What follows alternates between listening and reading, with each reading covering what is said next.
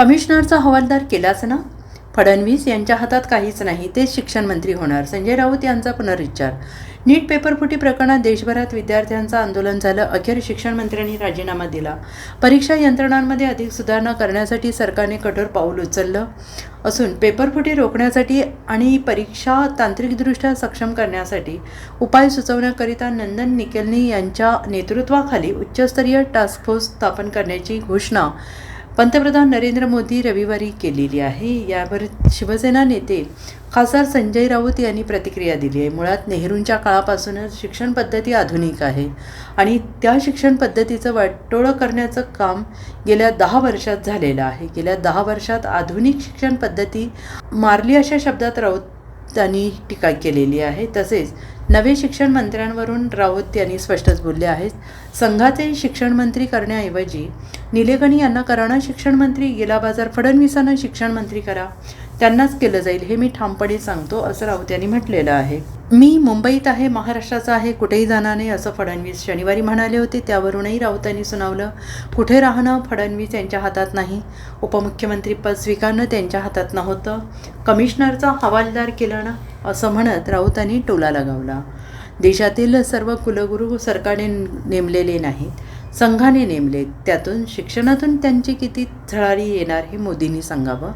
मोदी सरकारच्या मंत्र्यांची मुलं, भाजपाच्या नेत्यांची मुलं परदेशात शिकत आहेत. तुम्हाला इथलं शिक्षण नाही. आमच्या मुलांना किंवा गरिबांच्या मुलांना शिक्षण घेण्याची संघाच्या दृष्टिकोनातून जी शिक्षण पद्धती केली आहे ती तुमच्या मुलांनाही लागू करा. आमची मुलं गेल्या 10 वर्षात निर्माण झालेल्या बोगस शिक्षण पद्धतीचं शिक्षण घेत आहेत. संघाने ही शिक्षण पद्धती तयार केली आहे असं राऊतांनी नमूद केलेलं आहे.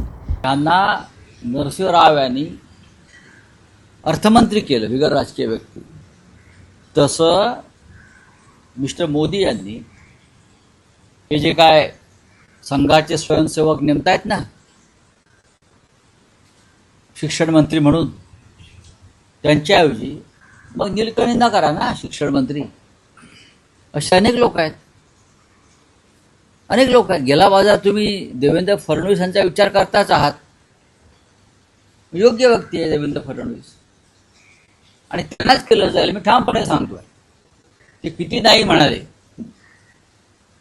तरी तेच शिक्षण मंत्री आहेत पुढे. नाही, फडणवीस म्हणतात की मी मुंबईतच आहे आणि महाराष्ट्रातच आहे. असं आहे की ते त्यांच्या हातात नाही ना कुठे राहणं. डेप्युटी सीएम पद स्वीकारणं हे त्यांच्या हातात नव्हतं ना. जेव्हा कमिशनरचा हवालदार केला ना कमिशनरचा, तेव्हा मोदी आणि शहांनीच त्यांना आदेश दिले हवालदार व्हा म्हणून किंवा जमादार व्हा म्हणून. त्याच्यामुळे त्यांच्या हातातच नाही आहे ते. भारतीय जनता पक्षात स्वाभिमान किंवा मेरिट आहे कुठे. पण या देशाचा शिक्षण मंत्री जर मेरिटवर करायचा असेल तर मोदींच्या मनामध्ये या क्षणी देवेंद्र फडणवीस यांचंच नाव चालू आहे. आम्ही मनकवडे आहोत असं समजा. Bureau report, SBN Marathi, Mumbai.